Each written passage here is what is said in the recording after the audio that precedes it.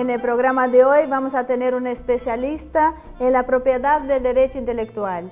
Guillermo Vidaurreta es profesor de la Flaxo y en la UBA y también investigador de la Facultad de Derecho.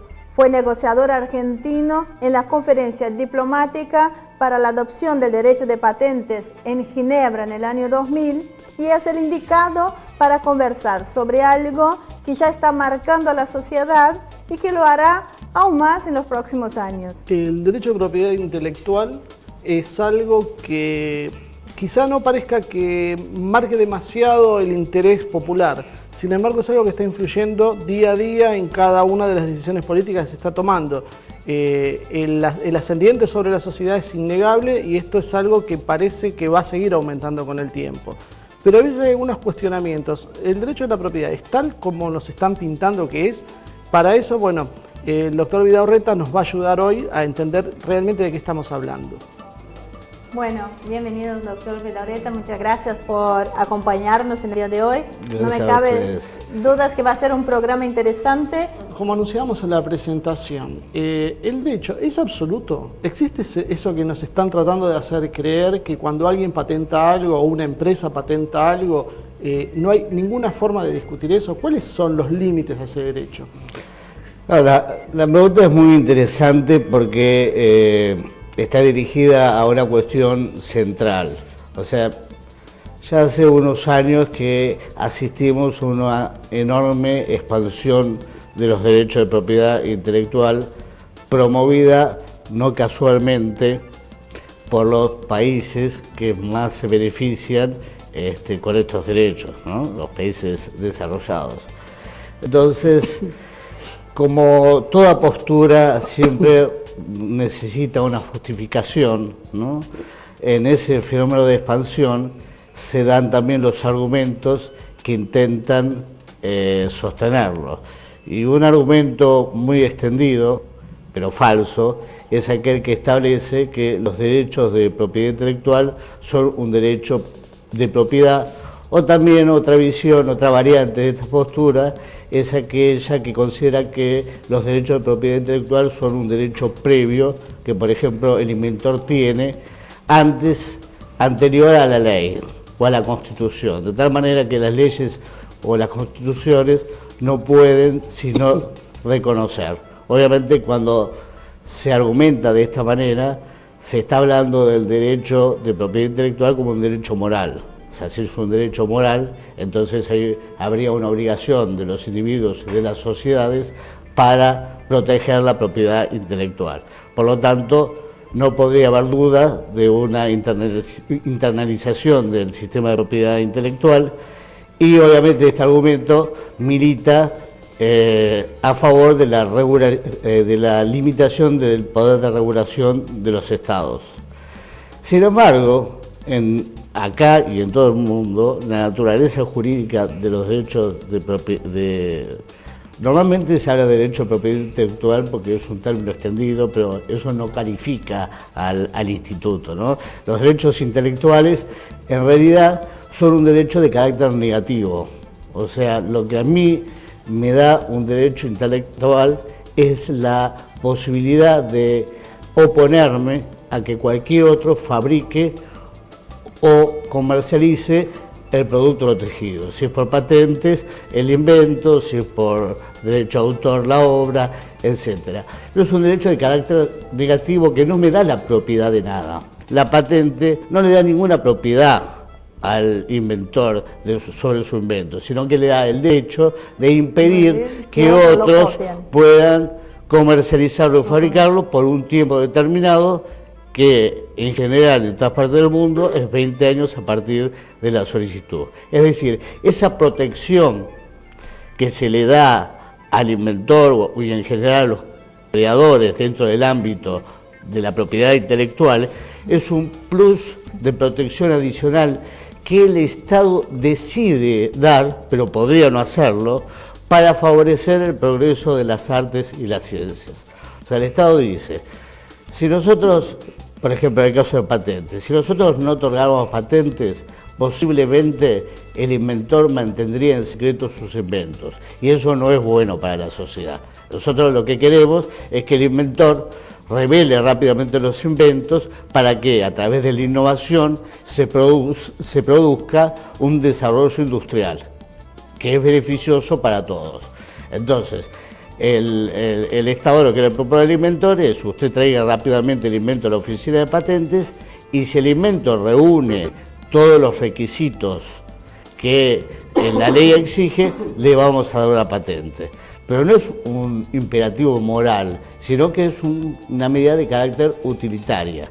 Eso quiere decir al mismo tiempo que el Estado, al momento de desarrollar su sistema de patentes, puede contemplar otros intereses importantes, igualmente valiosos para la sociedad, como por ejemplo la salud pública. Me gustaría que me haga un pequeño resumen histórico, porque a lo largo de la historia de la humanidad los registros de patentes no existían. Sin embargo, los inventos se hicieron, la economía se desarrolló y no hubo ningún problema. Es algo relativamente nuevo. Justamente era lo que iba a preguntarle, es cómo se empieza este proceso tan marcado de la propiedad intelectual. ¿Es esto? Sí, y que cada vez no tiene más límites. Claro, precisamente esta visión que, digamos, que estoy criticando, suele considerar al momento de analizar la historia de las patentes que con el albor de la revolución industrial hubo un gran interés que antes no había por la innovación, y que por eso salió este modernísimo derecho de la propiedad intelectual. Y eso es falso. Como bien usted dice, preocupación por la innovación hubo en todos los tiempos. De hecho, de lo que estamos hablando, porque digamos, como también dijo en la introducción, y es muy importante, este tema de la propiedad intelectual que está preocupando a la sociedad civil en general es un tema muy trascendente como para dejarlo en manos solamente de abogados, y siendo yo abogado digo eso. Entonces, de un punto de vista, la pregunta es importante, y me gustaría ir un poquito más allá, en principio, de lo exclusivamente legal, para fijarlo en términos de civilización. En la civilización, en la historia de la humanidad, siempre hubo interés por la innovación y siempre hubo la visión de que quien domina la ciencia y la tecnología era el que tenía el poder, ¿no? El que va a dominar el mundo. Exactamente. De tal manera que cuando hablamos de propiedad intelectual también estamos hablando de poder, no estamos hablando de derechos inofensivos para recompensar a un creador. En realidad, el debate no se trata tanto en términos civilizatorios como yo lo veo, en quién posee, sino cómo se distribuye los frutos del conocimiento, de la ciencia y de la tecnología, que en definitiva son frutos germinados en el gran jardín de la civilización, ¿no? Alguien dijo que las creaciones eran flores robadas del jardín de la humanidad, reconociendo que nadie crea de la nada, sino que hay una creación colectiva, ¿no? Que hace que uno escriba por lo que leyó, uno invente por lo que estudió, etcétera, etcétera. Pero en esta discusión, digamos, todos nos comportamos de alguna manera como criaturas mal educadas, y hay quienes piensan o postulan que el progreso de la ciencia y de la tecnología no tiene ningún sentido si quien la generan no pueden beneficiarse con sus resultados, contra la idea que postula una ciencia y tecnología al servicio de la salud, de un mayor nivel de calidad de vida, y sobre todo de la eliminación de la pobreza en el mundo de la abundancia, ¿no? Es que ya aterra pensar a dónde estamos llegando con el tema de la propiedad del derecho intelectual, de la patente, o sea, no vamos a ser dueños de nosotros mismos. Sí, o sea, y ahora les voy a dar los datos, pero primero quisiera completar la pregunta de la parte histórica, porque es muy pertinente, porque los países hoy desarrollados, en modo alguno, tuvieron siempre estos niveles de protección y estos estándares de protección como ahora exigen a los países subdesarrollados. Estados Unidos, por ejemplo, en las primeras leyes de patentes no permitió que los extranjeros patentaran, porque obviamente, y hay una amplia literatura de economistas americanos que lo corroboran, que el proceso de desarrollo industrial de los Estados Unidos fue básicamente adoptando productos y procedimientos de los ingleses. Es más, una reforma posterior en el siglo XIX de la ley de patentes permitió a los ciudadanos extranjeros patentar en los Estados Unidos si prometían radicarse en los Estados Unidos y tenían 2 años de permanencia en Estados Unidos. Pero la Corte le agregó un requisito más, y es que el invento tendría que haber sido desarrollado en Estados Unidos, porque si se había desarrollado fuera de Estados Unidos era fácil, bastaba con tomarlo, no iban a estar pagando royalty y trabar el desarrollo del desarrollo de la industria. Y Thomas Jefferson, que fue presidente de Estados Unidos, pero además fue el que diseñó el sistema de patentes de los Estados Unidos y miembro del primer Patent Board de los Estados Unidos, dijo expresamente que las patentes eran una manera, o los derechos intelectuales en general, también el derecho de autor, era una manera para estimular el progreso de las artes y de las ciencias, pero que de ninguna manera podía ser considerado un derecho de propiedad, como sostienen algunos. Eso es algo que la sociedad puede hacer o no según su conveniencia. Eso lo dijo Thomas Jefferson y de hecho dio pie a toda una jurisprudencia de la Corte Suprema de los Estados Unidos que aún es vigente, que aún está vigente, que considera que bajo la regulación de la Constitución de los Estados Unidos de 1787, el derecho de los autores y de los patentes y de los inventores se ha establecido en forma suplementaria para favorecer el progreso de las ciencias y de las artes. O sea, el objetivo es favorecer el progreso de la ciencia y de las artes y en consecuencia se protege a los inventores y a los autores. Pero cuando la Corte vio que el progreso de las artes o de la ciencia podían ser limitadas por las patentes, por ejemplo, las declaró nulas. De hecho, los tribunales norteamericanos es el tribunal que más licencias obligatorias o nulidad de patentes ha sancionado largamente con relación a otros países. O sea que estamos en el mismo caso que pasa con el libre comercio, cuando predican que todos los países tengan una actitud abierta, sin embargo, cuando uno ve los orígenes de todos los países desarrollados, han hecho lo contrario a lo que están imponiendo el resto. Estamos en una situación muy parecida. Exactamente. Y esta situación se está dando en gran medida porque está alimentada desde los medios, porque yo veo que en nuestra misma sociedad, mucha gente está convencida que es así, que hay que respetar ese derecho. ¿Por qué los medios están teniendo esta actitud entonces? Sí, incluso aparecen autores que todos nosotros, cantantes, y que todos nosotros valoramos, y dicen, bueno, hay que defender el derecho de autor. Exacto. Muchas veces hasta sorpresivo, que no se imaginaba de otra manera. Entonces yo diría que pongamos la cuestión de la siguiente manera, como estableció un fallo de los tribunales europeos en la década del 60. Hay un fallo que en un caso que falló sobre una colisión entre la propiedad intelectual y derecho a la competencia, y lo que definió es algo que para mí es muy importante. Una cosa es la importancia que tienen los derechos de propiedad intelectual, ¿no?, que no se niega porque están regulados, y otra cosa es el abuso que se puede cometer con los derechos de propiedad intelectual.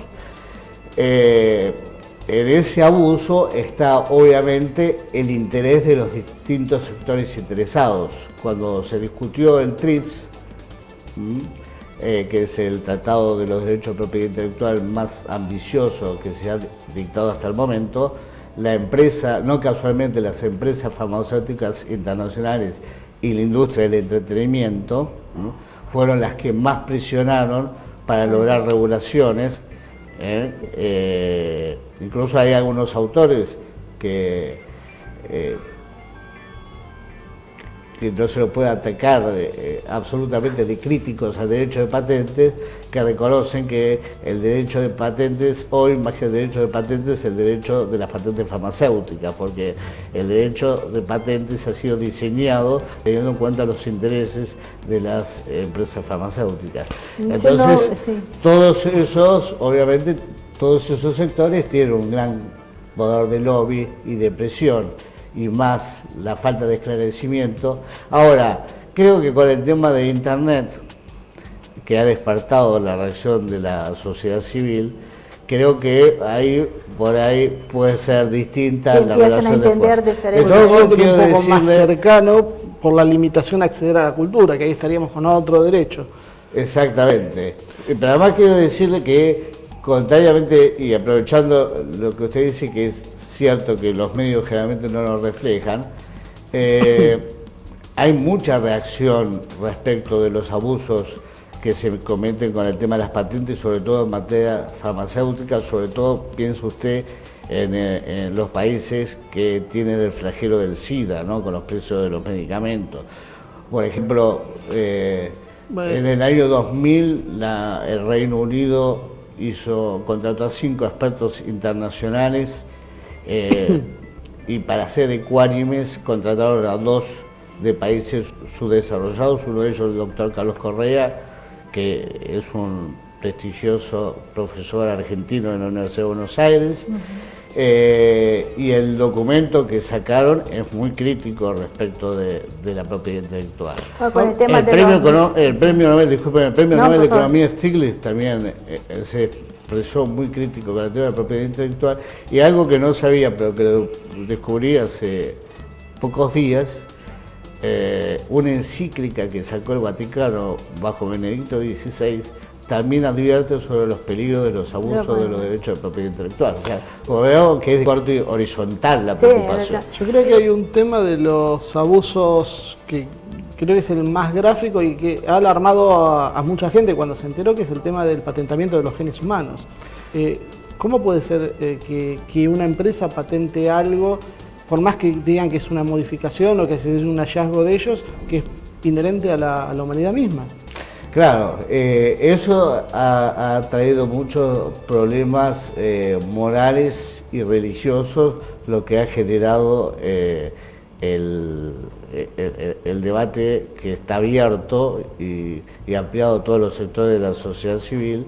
Digamos que no todo lo bueno tiene o que podría ser favorable a la salud pública puede decidirse de una regulación que tenga que ver la ética y la moral. No ir tan lejos, usted nombró recién sobre la medicación, no quisiera olvidarme eso. Los retrovirales. Claro, los retrovirales. Ya que enfocamos nosotros a India, este programa es un poco atípico, sí. Ha sido uno de los países que encabezó el enfrentamiento contra esos derechos, la India. Sí, eso es un aspecto que conmovió el tablero internacional en materia de propiedad intelectual. Primero déjeme terminar con el tema de la biotecnología, que al problema de la regulación del punto o de las objeciones éticas y morales está el hecho de que las empresas se largaron a una gran carrera en materia de biotecnología, que empezaron a patentar, por ejemplo, genes o microorganismos que en realidad todavía no se sabe si van a servir para algo. Pero por las dudas, son míos. Es una manera de reservarse el mercado. Claro. Tal es así que un organismo incuestionable de ir en contra de los derechos de los intereses de los países desarrollados, como es el OCDE, en un informe del año 2004, ya del 2004, manifestó que el patentamiento en materia de biotecnología había sido tan masivo, ¿no?, que hoy había estaba el campo minado para que progresaran nuevas investigaciones, y que de hecho nuevas investigaciones en la materia podían peligrar el futuro, y hasta propuso o pensó la posibilidad de hacer otra especie de regulación, pero que permita más fácilmente la investigación pública.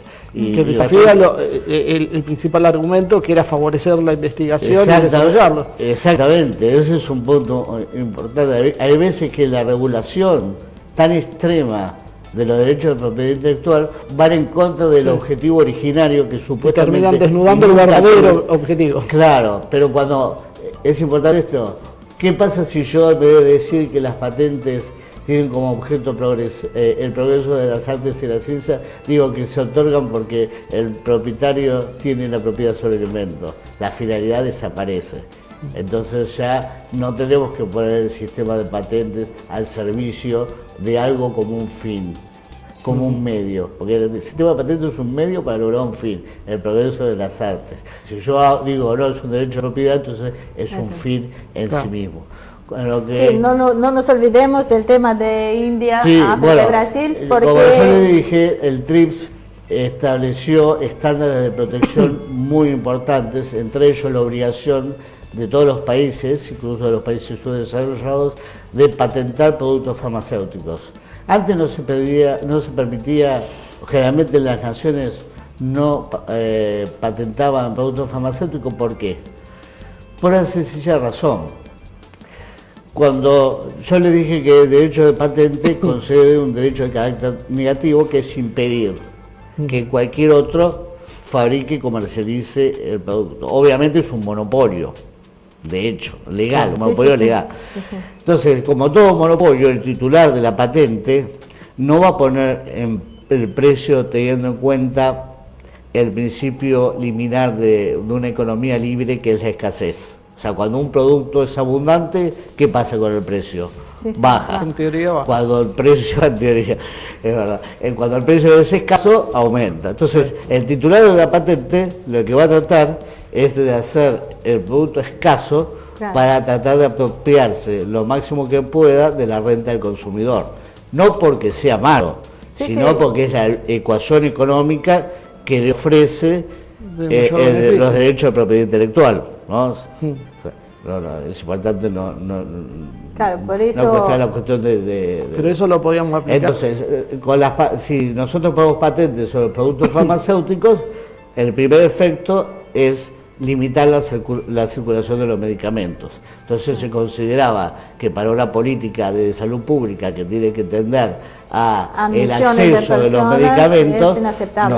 O sea, había una muy fundada razón para no dar. La presión de las empresas internacionales lograron que se firmara el TRIPS. Ahora, el TRIPS estableció flexibilidades en determinados casos que los países podían adoptar para atemperar el rigor de las patentes. Cuando India y Brasil en la década del 90 y principio del 2000 amenazaron con tomar esas medidas debido al precio disparatado de los retrovirales del SIDA, entonces 39 empresas internacionales interpusieron una demanda en Pretoria y la India y Brasil sufrió una enorme presión internacional porque incluso amenazas de no comprar sus productos si no reveía esa situación. Lo que generó la indignación de la sociedad civil y de los medios académicos fue que ellos estaban haciendo uso de los beneficios que había establecido, que habían logrado los países subdesarrollados en la negociación. Entonces, la preocupación es cómo los países desarrollados iban a interpretar el TRIPS si cada vez que se tomaba una acción de este tipo, iban a reaccionar de esta manera. Concomitantemente se dio la ronda de Doha del año 2001, y se dio una casualidad, y es que los Estados Unidos, ustedes recordarán que luego del fatídico atentado del 11 de septiembre, Estados Unidos recibió amenazas terroristas mandaron algunos con anthrax, con sobres. Y el medicamento que podía contrarrestar los efectos del anthrax era el Cipro, que era una patente de Bayer. Y Bush no tuvo ningún inconveniente en ignorar la patente de Bayer y mandó a fabricar estos comprimidos alegando defensa nacional. ante la protesta de los europeos que decía, si los Estados Unidos no respetan las patentes, ¿cómo pretenden que se le hagamos respetar a los países subdesarrollados?